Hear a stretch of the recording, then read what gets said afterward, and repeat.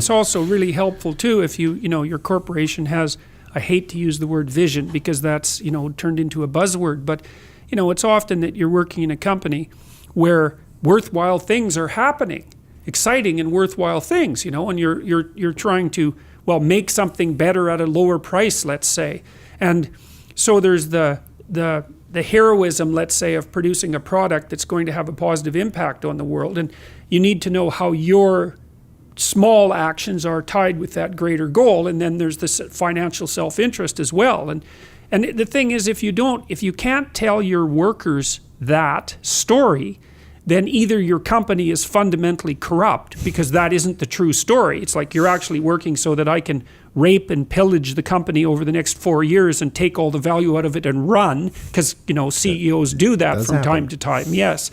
Or you don't understand how the company works and you can't tell the story, which means you're basically incompetent.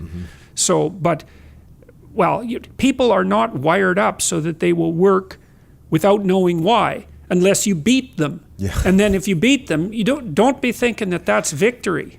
No. So it's a temporary victory. That's also something really good to know about marriage. It's like you can never win an argument with your wife. Like you could if you only lived with her for one day. Right. Right. It's like, I won, see you later. Yeah. It's like, no, she's there the next day. Yeah. And then she's beat. And she remembers that. She does remember that. Yeah, maybe even more than you remember it. And it also might be that she was right and you just out-argued her. So, and that's something that's really worth knowing too, because sometimes, you'll have an argument with, let's say with your wife, and she's got something to say and it's not very well articulated. The same could be true for you. And so you can just brush it aside.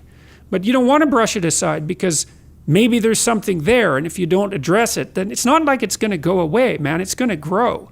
So maybe you have to help her formulate her argument, which is really annoying, because you want to win. You're having this dispute. It's like, I want to win.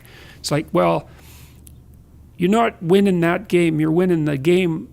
I think about it as the game of games. You want to win the set of games that stretch across time. The long war. Yeah, that's right. Exactly. You want to win the long war. That little battle is not going to matter. And in fact, I don't. You should not try and be right. If you're right, everybody knows it's fine. But the worst thing you do is rub it in and say I'm right and you're wrong. Yeah. You do that 100 times, and then you're the winner and she's the loser, and then that's great because now you're married to a loser. I mean, that's, if you do that 100,000 times, then your marriage is over, and then there'll be hell to pay. You can be sure of that.